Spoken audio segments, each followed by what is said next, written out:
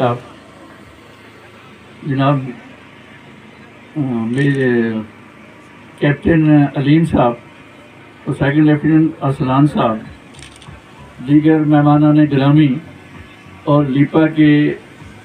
عزیز طلباء، طالبات، کھلاڑیوں، معززین علاقہ، آپ سب کو میری طرف سے بہت بہت خوش آمدید اور السلام علیکم۔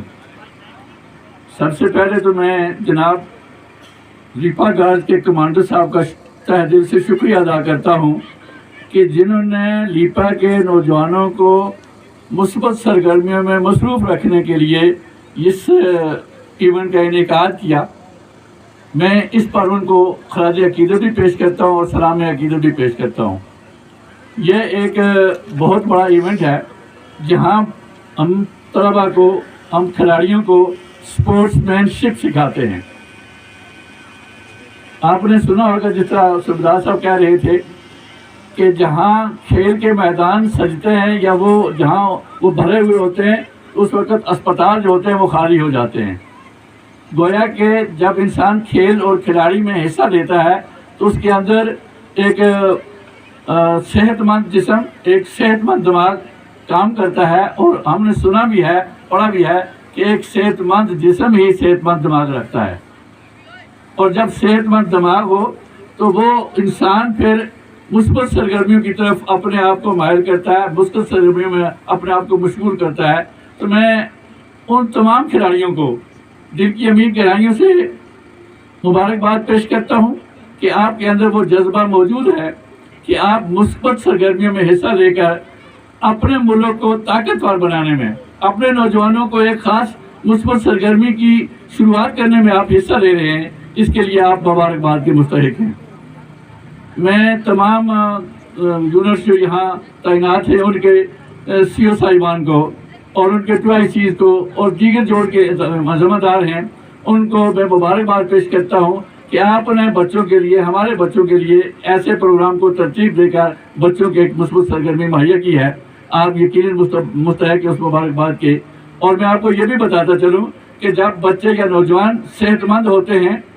تو پھر وہ اللہ کے فضل و کرم سے دشمن کی آنکھوں میں آنکھیں ڈالنے کے قابل بھی ہوتے ہیں، اور دشمن کی آنکھوں میں آنکھیں ڈال کر اس کا مقابلہ بھی کرتے ہیں۔ جس طرح آپ نے یہ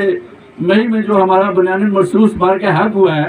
آپ نے دیکھا ہوگا کہ ہمارے نوجوان جو اس اسپورٹس مین شپ کے تحت اس میں حصہ لیا کرتے تھے، جب ملک نے ان کو پکارا، جب ہمارے لیپا گارڈز نے ان کو پکارا، تو میں سمجھتا ہوں کہ سید پورہ سے لے کر منڈا کولی تک کا کوئی نوجوان بھی ایسا نہیں ہے جس نے اپنے آپ کو جہاد کے لیے پیش نہیں کیا ہے۔ اور پھر اللہ کے فضل و کرم سے پوری قوم بنیان مرصوص، واقعی اس پوری قوم نے یہ ثابت کر کے دیا کہ پاکستان کو، اور خصوص طور پر جب مسلمانوں کو کوئی للکارنے کی کوشش کرتا ہے تو پوری قوم بنیان مرصوص کے تحت اپنے آپ کو سیسا پلائی ہوئی دیوار ثابت کر کے دشمن کا مقابلہ کرتا ہے۔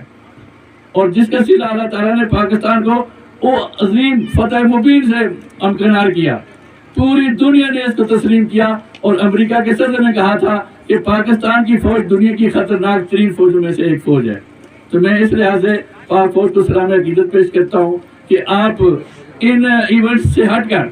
عسکری جو ایونٹس آپ کے ہوتے ہیں، جو آپ کی مشقیں ہوتی ہیں، جب دشمن کا مقابلہ آتا ہے تو آپ اس کی آنکھوں میں بھی آنکھیں ڈال کر جب بات کرتے ہیں تو ہمارا سر جو ہے فخر سے جھوم جاتا ہے۔ ہم آپ پر فخر کرتے ہیں، آپ ہمارا فخر ہیں۔ ہم